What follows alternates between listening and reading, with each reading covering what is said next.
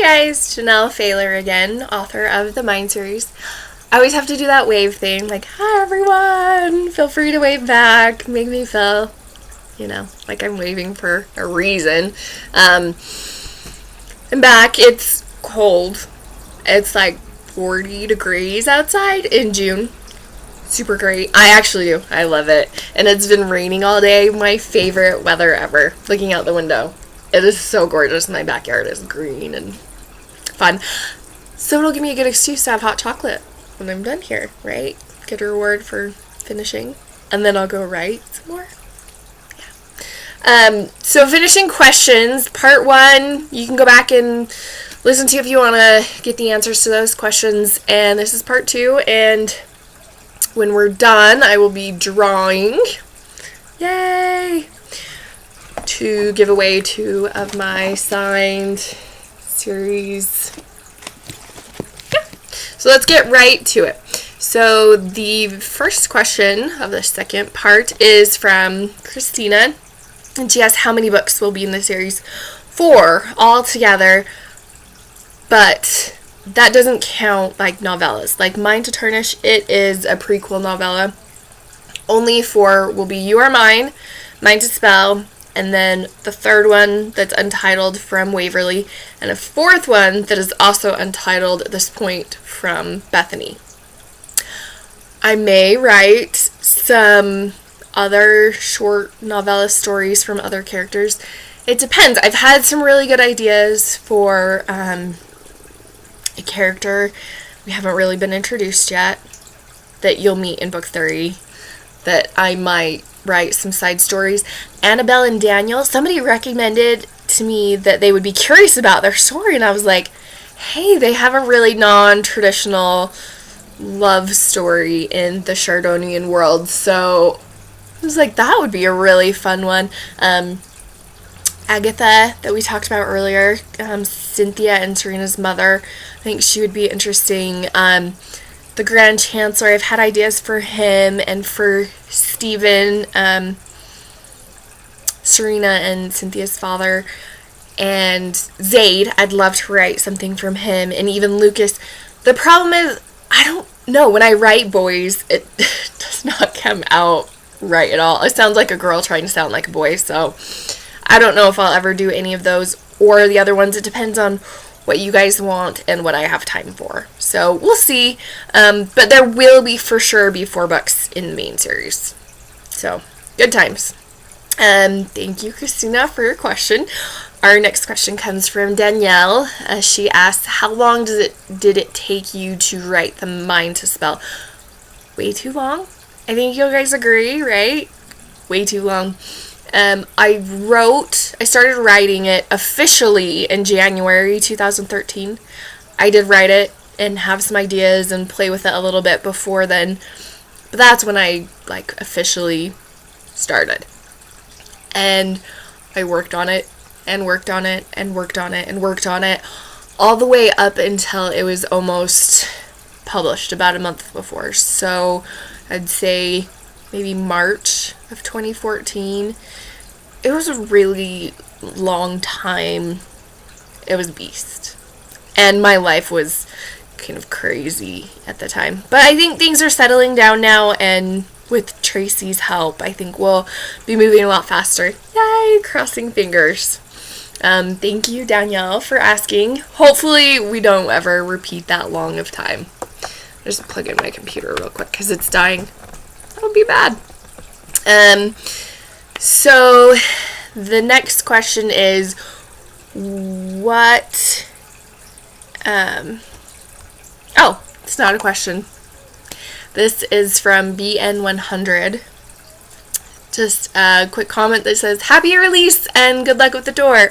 I'd like to say the tour went awesome. Thank you so much for all who helped on their blogs support Mine to Spell in any way. I really appreciate. You guys don't know how much that means to me. Or even if you didn't participate in the tour, but if you talked to me about reading the book, if you bought the book, huge. If you've told people about the book, if you've left reviews, that makes such a huge difference to me. So thank you, thank you, thank you. I really appreciate that. And yay, happy release. It's finally here.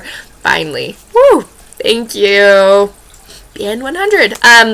The next question is from an anonymous person, and they ask, have you ever traveled outside of the U.S.? Yes, I have. I have been to Mexico. I'm trying to remember. I've been to Tijuana, which is not far out of the U.S., but I've been there. And Ensenada, again, not far, but it was fun. We actually had some really great tostados in Ensenada. Wow, they were amazing. I hope I can go back and get some someday because they were phenomenal. I've also been to a few places on the eastern side of Mexico. Cruise. We won it, which was crazy. I'm totally rambling, but won a cruise, went to the Western Caribbean, cruise to Mexico. It was so fun. The water was so blue. If I have to only win one thing in my life, I'm glad it was that. It was just amazing. I've also been to Alaska, which isn't out of the country, but we went to Canada on our way back from Alaska, and yeah, good food. Poutine with bacon. If you haven't had it, get a recipe and try it because it's good. I have no idea why it has not become more prevalent in the United States. It's really tasty. The other half of her question is, if you could travel anywhere in the world, where would you go and why? I would actually go to, well, it's hard. There's so many places I'd love to visit. But I'd probably go to Taiwan because my husband spent a few years there, and he talks about the food and the people, and it makes me want to go so bad. I love good food, and I've had a few Taiwanese foods, and Taiwanese food, you know what I mean, and it was super good. Loved it. So I hope I can make it there someday, but we'll see how things go.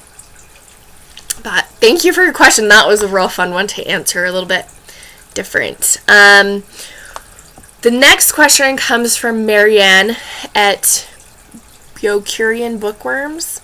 I actually don't know if I'm saying that word right. I can't pronounce words very well. My husband teases me. Not so much, actually. Just a little bit. But other people tease me a lot because my pronunciation is funny. Are you an author? Yep, I just can't spell or pronounce things, so. But Marianne at Biocurian Bookworms, she's super awesome. Her and her co-blogger, they're really great. You should check out their blog. It's awesome. She asked, while creating the world of Chardonia, how did you get inspired for the Tarnished? Good question. I don't remember exactly. I think it was one of those things that developed as the story did. I remember writing it, and I remember wanting a consequence for Serena in Your Mind. I was like, she needs something that is worse than what she already has. But what's worse? She's living with a father who beats her and hexes her and treats her like utter crap. And she's being sold for the magic within her blood, something she can't control, sold to another guy who is just going to treat her like her father did, except as a breeder to breed more children that hopefully are men that have magic, or girls that he can sell off and make money, And so I was like, what could be worse than that? And I think I just kind of came up with the Tarnished as a result of that. Odd fact for you, the Tarnished were actually called Barons at first. I didn't really like that. I took a lot of playing around to find Tarnished, and once I found Tarnished, I was like, ooh, this is good. And my husband, I was like, what do you think of this one? And he's like, yeah. And I was like, no, it's good. Don't give me that. Of course, now he's totally talked into it. Either that or he's being nice because, I don't know, maybe he doesn't want to hurt my feelings. I don't know. But either way, I've got him on board. Tangenting again, See, typical Janeal. I make everything longer than it needs to be. But yeah, the Tarnished, I was like, well, if you were forced to be barren, if they spelled you that you could not have kids, I mean, this world's different, so maybe you don't want to have kids, but at the same time, like, to not even have a choice, that's awful. And to be bald, okay, for boys, I understand being bald can be difficult, but for a girl to not have hair, it's traumatizing. I mean, your hair is a lot of your identity, and thankfully that we have like wigs and stuff that people who need them can have them. Good old locks for love. I love locks for love. But in this world, if you were like spelled to be bald, it's not like they would let you wear a wig. You would just be stuck with what you have. So I thought that would be cruel. And then the tattoos, they kind of just came to like another way to reinforce that this person isn't part of society. And then that thought led to, well, if they're not part of society, then they're not even worth the shadows that they cast. And as soon as I had that idea, I was like, this is it. These people are less than people. They're not even people. So that's kind of my extra long story on how the Tarnished came about. Thanks, Marianne, for your question about Tarnished. Hopefully I gave you what you were looking for and not too much, and with my rambles. The next comment is from Sarah. She is so awesome. She helps me beta read my books and kind of gives me input and stuff on them. She asked, how much wood could a woodchuck chuck if a woodchuck could chuck wood? I didn't do too bad on that. Should we try again? How much wood could a woodchuck chuck if a woodchuck could chuck wood? Yeah. My answer is chocolate. Yep. Thanks, Sarah. You rock. The next question is from DJ, and she asked, where do you get your ideas? So I've explained a little bit how I got the idea for You Are Mine. Yay! Mine to spell and mine to tarnish, of course, just kind of built off that idea. But my ideas for books in general, I just look at the world around me and kind of look at it different, I guess. And I found the more I try and look for ideas that would make good books, the more I come across them. My husband laughs because we'll always be talking about something and I just randomly go like, oh, that would make such a good book idea. So, they come from a lot of places. I do occasionally have ones that come from dreams. The princess book I was telling you, mentioned briefly earlier, that was my first serious foray into writing, was a dream with me as a princess and my husband is the hero. So sweet. He's awesome, guys. Good husbands are amazing. Yeah. The next that I have on ideas is totally a spoiler for my side project. That's the word. So I think we'll save that one for later. But ideas, they really just come as I'm thinking about the world around me. Lots of good stuff can be found. Thanks for your question, DJ. The next question is from Donna at Book P for Life. How did you decide on the covers you have for your books? It took a lot of time and looking through a lot of stock photos. I really spent just a crazy amount of time looking at all of this and thinking about what would work. And I don't know, I just came across Serena's first. And as soon as I saw this photo, I was like, that is Serena. That's her. So we went with it. And then mine to tarnish.